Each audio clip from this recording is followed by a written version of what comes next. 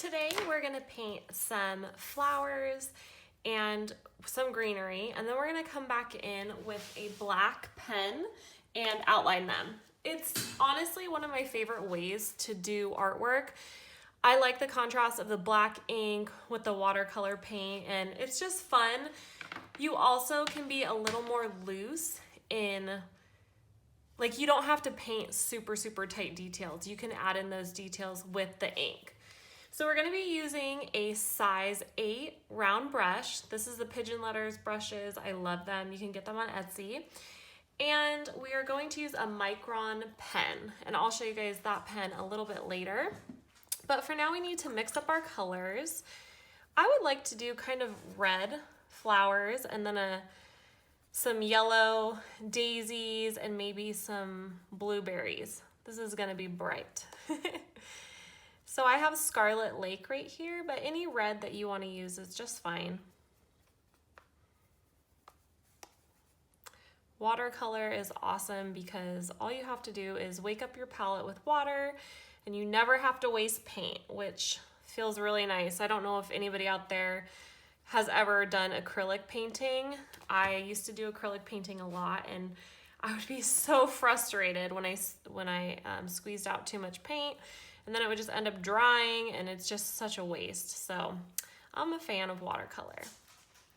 So the first flowers that we're gonna do, actually let's mix up all our colors at once. That way we don't have to come back and warm up the other colors. I just like having all my colors ready. We're going to need green for the stems and the leaves. And I'm just using a sap green. It's kind of getting a little, I need to fill this up soon. The sap green, I'm gonna bring in a little turquoise. I also have this really pretty green over here, a little brighter.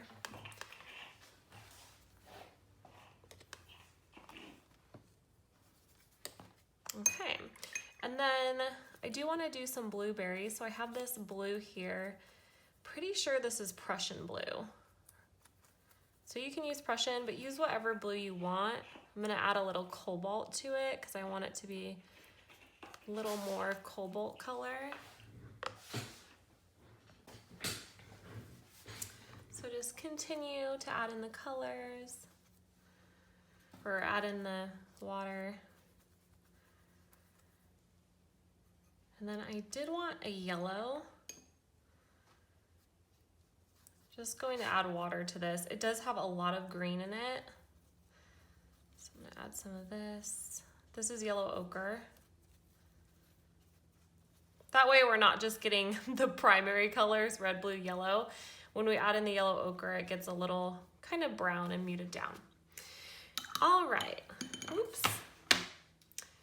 I'm using the back of a piece of paper, so if you guys see, I don't know if you're able to see it, but there's a painting on the other side. I'm just trying to be, this paper is not cheap, so I'm trying to use it. And you can totally do that as well. Use the back side of your watercolor paper. I'm filling up with the red color that we have. You want it to be pretty thick. You don't want it to be too watery unless you want it to be really light. And then I'm just pointing my brush at a 45-degree angle, and I'm making a thin line and then pushing open and wrapping around. This one's gonna be closed. Not closed, but like a side view.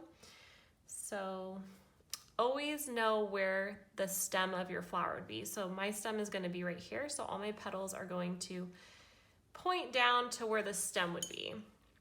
And I'm gonna rinse off some of my pigment so I get a little lighter. You want some variation. That's gonna make it much more interesting. I'm gonna do an open flower over here. And since it's open, oops, I'm just a mess today. Since it's open, this is going to be the center. So all the petals will point into the middle. And I have quite a bit of water on here, so that's why it's dripping so much.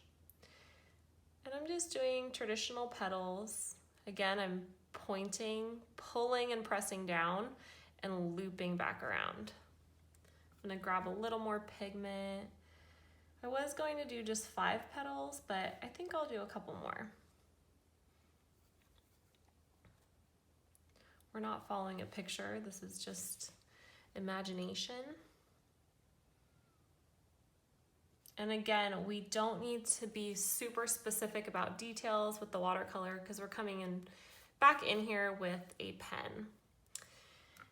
And maybe I'll do one more over here and I'll make it kind of half open. So you're gonna see this cup shape. It's like the cup of the petal if you're looking at it from the side. And then just putting these. So you're not going to be able to see exactly where they connect, but I'm going to put yellow right here once it's dry a little bit. So leave a little bit of space for that. And then really rinse off and maybe just a petal coming down over here. Now I want to add in the blue.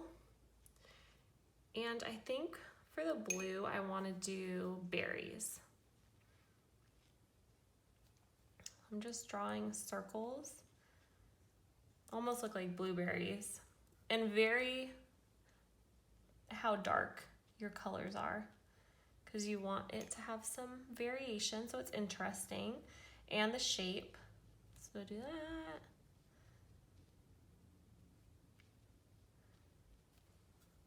I'm not referencing a photo, this is just make-believe in my mind. So there's not really any way you can go wrong here. And if you do touch the paints, they're gonna bleed a little bit, but that's okay. Kind of turns purple because the blue and the red. And for the yellow, I think I wanna do just little teeny yellow flowers. And to do that, because I have my size 8 brush, I'm going to load up with that yellow color and just almost like press down. I'm not really pulling or anything. I'm just pressing down.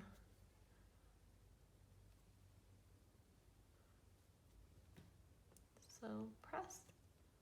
And I'm pointing to the middle of the flower still. That's my dog barking. We got a corgi and she didn't bark at all for like the first 6 months, and now she barks all the time. I thought we got really lucky and we just had a corgi that didn't bark, but that's not the case. But we love her. Okay, so I'm happy with that. And now I'm gonna come in and make the stems. And you can see this bled, but I'm okay with this. It's an abstract piece. Now I'm picking up my green and I'm going to start making my stems. So you wanna show where they connect. And it's bleeding because it's wet. And I'm just pulling the stems down. And I'm going to have them be next to each other. This one, maybe the stem, oh Lord. So if that ever happens, if you have a paper towel, I only have this microfiber cloth right here, but you can blot it. And then you can go back in there. I recommend waiting. Well, we don't have to wait until it dries. Come back in here and just put some red if it gets too out of control. We're gonna let that dry so we don't come back in with the green and it bleeds really bad. And this one, the stem would be right here because that's the bottom of the flower. And we'll just make the stem, but we won't go all the way up there just yet. And for the leaves, we point, press, release. Point, press, release.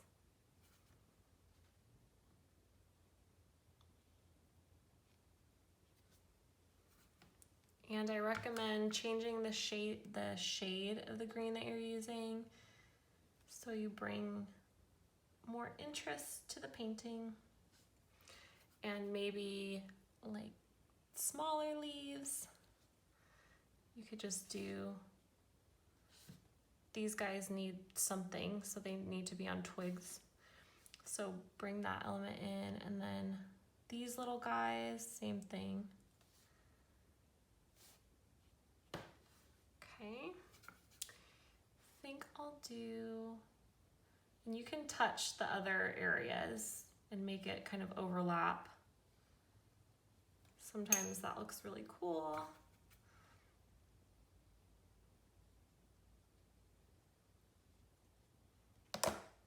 Oh my God.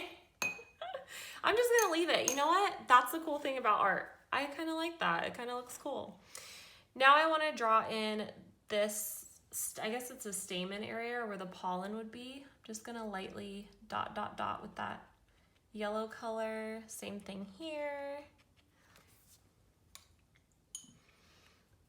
And for these little yellow flowers, I'm going to make the center of them brown. Just grab a brown color. They're kind of like black-eyed Susans, but they're really tiny. And the last thing I'm gonna do, this is dangerous territory in here because it's kind of wet, but just lightly put in that stem. Now, we're gonna let this dry, and when we come back, we're gonna grab our Micron black pen and draw in some details and outline the flowers. Now that our watercolor artwork is all dry, make sure it's completely dry, otherwise the black ink is gonna bleed. You're going to grab a black pen. I really like the Sakura Micron pens, either a size 5 or 8. So 0.5 or 0.8. They are just fantastic pens, and the ink is really high quality. It's archival ink, so it's not supposed to fade or bleed, but you can use any black pen that you have on hand. I'm going to use the size 8, and I'm just gonna start outlining this. So start up here, and it does not have to be perfect, but I'm just outlining the outsides of the watercolor. And then I want to add in some details. So petals usually have these thin strokes, makes them more interesting. Think about how the flower would kind of fall together. So this one is going to look different than these petals. And then this little stem right here. And then I'm outlining the stem all the way down here. So you're really just outlining your watercolor artwork. There's no exact method to this, but I think it's really interesting how it adds a different tone to your artwork. And for these little teeny guys, I'm not going to put, maybe if I want to do a little fold in the flower, just one line down the middle for some of them. But because they're so small, I don't want to do too much like I'm doing here. Another thing you can do is when you outline this flower, not all petals are perfectly circular, so you can make almost like a little triangle come down, and it gives it a little more, it just is interesting to look at, like it's kind of folded. And then for the pollen, I'm just gonna do a bunch of little tiny circles.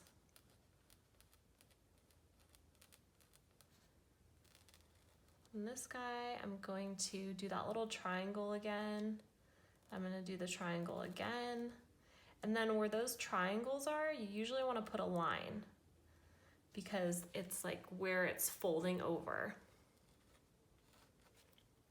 And for the blueberries, or berries, I guess they're not blueberries. They could be blueberries. Just make a circle and maybe like a couple dots or something. It's up to you. And then be mindful of the way the petal is falling. So this petal is kind of falling down to the left, so I'm gonna curve these lines in the petal down that way instead of up.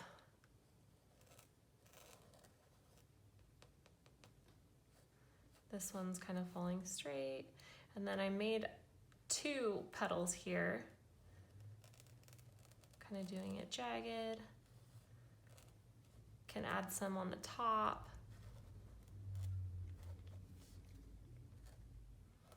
I'm a fan of using the ink. I don't know why, I just think it looks so cool. I used to be really into cartoons, so I think maybe that's part of it. I used to want to be an animator. For those watching, what kind of art do you like to do? I'm guessing you like watercolor because you're watching this tutorial, But is there another art form that you really enjoy? How did you get into watercolor? Did you like it at first? I remember hating watercolor. I was so frustrated by it. I really think it's because I didn't have a good teacher to teach me what to do. I just was dumbfounded. I could not figure out how to use it. This petal is the one that is a side view. So the petal is like coming up like this with the flowers in the back. It's the side view. So I'm going to make almost a little bowl and then follow over here. So the lines would come up this way because it's almost like it's folded over. So I'll make this little folded part, and then I'm going to kind of cup these lines. And you could even bring a couple down here. And then we have the pollen.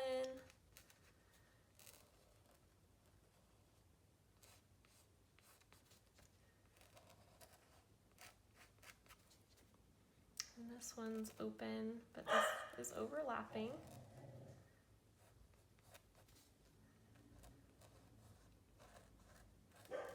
And the nice thing is you don't have to make your line super straight or perfect. It's just a more abstract way to do things.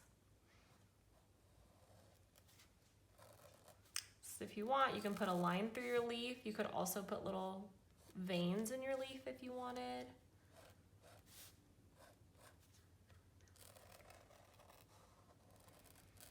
This does really remind me of that cartoony kind of animation artwork.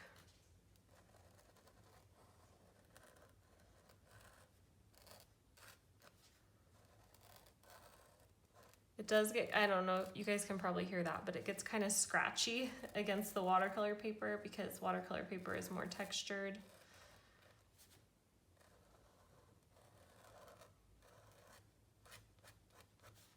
All right, our last leaf. And then you can sign your artwork on the bottom.